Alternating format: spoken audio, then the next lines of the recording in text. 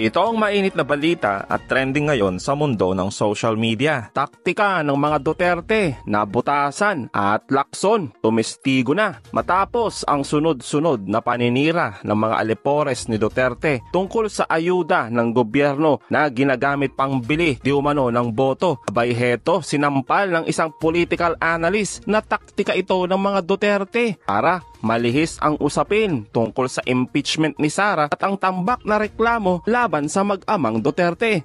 Kaya nga nakakalungkot na nadadivert yung atensyon ng mga tao dito, papunta dito sa usapin ng national budget. Pero nakikita natin, meron ng epekto. Halimbawa sa mga surveys. Nagsisimula ng bumaba yung mga involved dito. Pero isang nakakapagtaka sa ibang mga tao, bakit tahimik si Vice President Sara? Involved din siya rito eh. Diba? Yung ating DepEd eh. Diba? Kasama rin siya dyan sa ayuda at saka sa AICS eh. No? Kasama rin siya sa mga nagbibigay niyan, gumagamit yan eh. Lalo na yung kanyang kapatid. Ibig sabihin, nagsimula kasi yung malaking kwan na yan, yung malaking mga ayuda na yan, doon sa panahon ng kanyang tatay. Kaya dyan bumaha ng ayuda eh.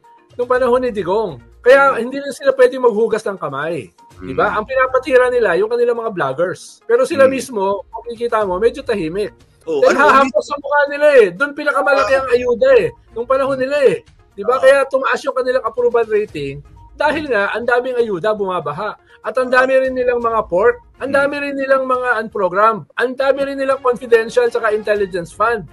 Samantala, matapos naman magyabang at maghamon ni Tobats na kung malakas ang ebidensya laban sa kanila, abay magkaso ang Quadcom para magkaalaman. Kaya naman sagot mismo ng DOJ. Ito po sa Quadcom hearings ay marami pong mga importante at mahahalagang impormasyon, pagsisiwalat at ebidensya at mismong pag-amin na posibleng pagsimulan ng mas malalim pang pagsusuri at pagkalap ng ebidensya. If the evidence warrants, we will proceed with the filing of cases through the National Prosecution Service. But we assure everyone, when the evidence warrants, pag meron po tayong sapat na ebidensya, we will hold people accountable.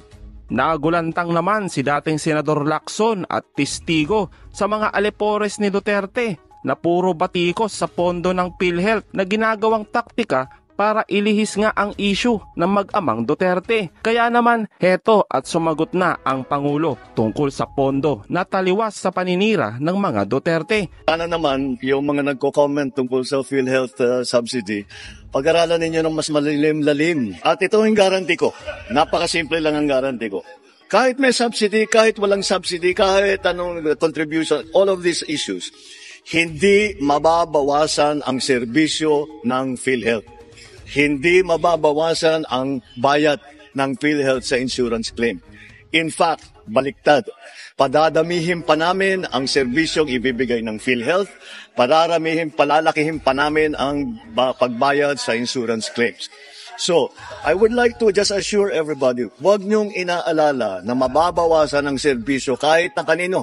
Para sa senior, para sa mga hirap, para sa middle class, walang mababawasan kahit isang kusing.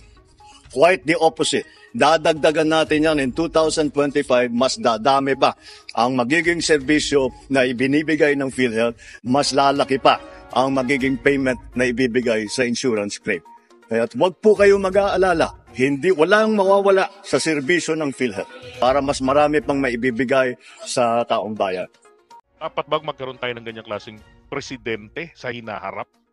Kaya nga sabi ko noon, mas mapapagyera tayo sa China kapag ito naging presidente natin. Bakit? Siyempre, pro-China yan. Hindi naman siya magagalit sa China. Baka Pilipinas pa maunang umatake sa Taiwan. Diba? Kasi ang dali niyang magalit. Diba? Kung paano yung dati na ang dali niyang binugbog yung sheriff, na abogada siya. Dapat nga doon pa lamang po, na-disbar na yan eh. Si Sara dapat noon pa na-disbar na yan. Binugbog niya yung sheriff na sumusunod lang sa utos ng korte na i-demolish, di ba? Pangasiwaan, yung demolition ng mga informal settlers. Sa kanya naman, she was pleading na huwag niyo munang gawin yan kasi meron kaming pabahay na paglalagyan. Oh. Di ba? Di sana sa korte niya po sana yun sinabi. Di ba? Yun po yung dapat. Hindi. Bida-bida eh. Binaba yung demolition team, hinanap yung sheriff, sinumbag. Hindi ho po pwede kasi na maglalagay tayo ng ganyang klaseng leader. Akala naman po kasi natin, maging ako man, akala ko naman talagang matino. Totoo pala yung sinasabi ng tatay niya. Ibang klase yan. Diba?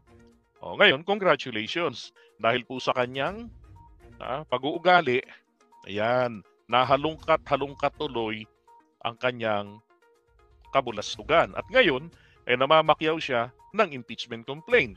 Dito sa House of Representatives, mukhang madali yan na mai-impeach si Sara. Diba? Dalawa lang naman ang titignan nila dyan. Pag naigapang na nila yung pirmahan dyan, mga 200 na yan o mahigit, then, ang gagawin ni Martin Romualdez, siya ho ay magsasampa niyan sa ganito ang proseso niyan eh. Kaya po yan tinatawag na impeachment. Ito po yung proseso sa House of Representatives ng aakusahan ang Vice President natin. Kung ano yung ginagamit na grounds ng mga nagsampa ng impeachment. Grabe yung pinagtiwala sa kanya, pera ng taong bayan. Pinag-uusapan po natin dito. Confer rin ng DepEd na wala namang kinalaman. Walang mandato para mag-handle ng mga may kinalaman sa seguridad. Diba? Sila lang yung nagpipilit na i-connecta. It's easy to connect eh. We're talking about the mandate. Diba? Kasi po, we have to put everything in proper context. May problema kayo. Nakikita kayo na may issue. Diba? Diyan sa seguridad ng isang lugar. Di i-report ninyo sa DND, i-report ninyo sa NICA, then ang NICA ang bahala diyan, 'di ba? Na trumabaho, sila ang may mga eksperto. Sila yung may mga trained personnel para diyan sa paniniktik, sa pagkuha ng mga impormasyon. Hindi ang DepEd, hindi rin ang OVP. Pwede ba buksan mo nga yung isipan mo? Hindi yung laman ng utak ninyong mga DDS puro mga bayad, bangag, pangit. Di ba, hindi mga ganun. Wala na ba talagang ilalalim ang inyong pag-iisip? Di ba, wag puro ganyan. Bakit yan? Nakahalata kayo na yan ang requirement ng pagiging DDS. Okay? Wag ganun. Talinuhan nyo. Sus Mariosep. Dapat na ma-impeach si Puset ng matahimik ang bansa. Alam nyo, kahit naman po ma-impeach yan, mag-iingay at mag-iingay pa rin naman yan. Di ba? Mag-iingay rin yan. Ang importante lang po dito, wag lang nating pansinin pag nag-ingay. Total, mag-ingay man yun, wala namang isyong alam niyo, wala namang isyong dinadala yan eh. Kung patalinuhan na lang po kung patalinuhan sa mga kumukontra. Okay?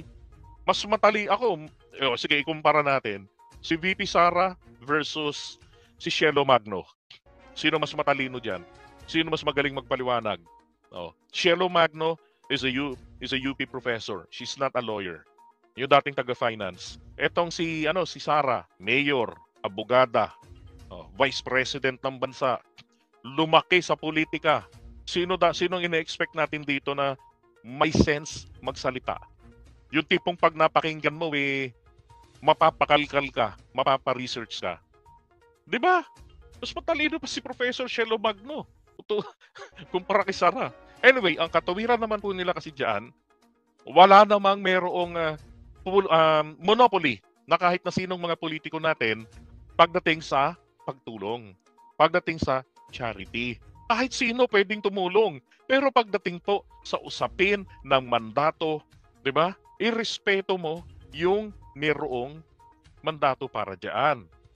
Hindi yung gagayahin mo rin, parang ang dating sa sapawan mo, bida-bida kayo, di ba? Pagalingan. Mali yun. You were part of the same government. Kahit na praning ka, dapat isulong mo pa rin ang magandang imahe ng gobyerno kasi bahagi ka. Hindi yung magbibida-bida. Tapos pag tinignan mo yung tungkulin, wala. Di ba? Walang mandato, reserba lang. Buti sana kung hindi nangaaway. Okay lang sana eh. Ang pambihira, nangaaway eh. Palaaway. Ito ngayon ang paliwanag po ni Inday. Sabi niya, the confidential funds we use is in relation to our work and national security. Office of the Vice President po yan, ha? Ang sinawakan niya rin, ang DepEd. Puro lahat ikinokonek sa national security. Hindi ho po pwedeng ganun-ganun lang yun, di ba, Argo? Iko-connect lang sa maisipan lang, iko-connect na lang. Baka sabihin na rin po ng mga kababayan natin, mga mangingisda, mga magsasaka, di ba? Ng mga snatcher, ng mga mandurukot sa kalye. Yung ginagawa namin. Lahat ng ginagawa namin may kinalaman sa national security. Usapan dito is the mandate. Pero napagbigyan nga siya, makakuha na pera para magamit nga po niya sa kanyang trip. Gusto niyang magdagdag ng trabaho eh. 'Di ba? Sa education nga lang, pagagandahin mo yung pagkasama-sama na minana ninyo na kalidad ng edukasyon mula sa panahon ng tatay niya. Gusto pang dagdagan ng problema niya. Diba? Sa isa na nga lang, dapat one at a time. Diba? Unless merong hidden agenda, ganun ho talaga ang nangyayari. Pinakamasarap naman din kasing kanain ang confidential funds. Aba naman, sa paniniwala po nila, petics lang ang liquidation ng confidential funds. Hindi nila binasa ang batas at inunawa, o kung binasa man, inignore, at dahil po nakasanayan na corrupt din ang mga taga-COA, hindi pumapalag. Diba? Ang confidential funds po ay subject ng full audit. Ang sabi nga po dyan ng taong may karanasan sa pag-liquidate, walang iba kundi ang kumpare nating si Senator Ping Lacson, magiging senador uli. Yan, mga aliases na yan, dapat yan ay normal na ginagamit ng mga confi agents ng mga CA. Pero dapat meron kang listahan pa rin sino ang may-ari ng alias na yan. 'Di ba? Kasi pag in-audit, pag sinabi pong audit, at yan po ay trabaho rin, tungkulin nila yan, na makikita nyo sa saligang batas natin na lahat po ng mga disbursement, kinakailangan, lahat ng mga ginastos ay subject po yan for public scrutiny. At sino po ba ang publiko? Tayo po, taong bayan ng publiko. Sino po ang representante ng taong bayan? Ang Kongreso po ng Pilipinas.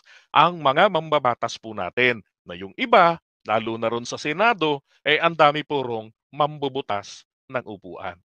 Pero, Max ng putya, halos kalahating milyon ang sahod buwan-buwan. Lugi tayo, di ba? Tunga nga lang dun sa Senado, walang pakinabang, di ba? Ang laki ng sahod.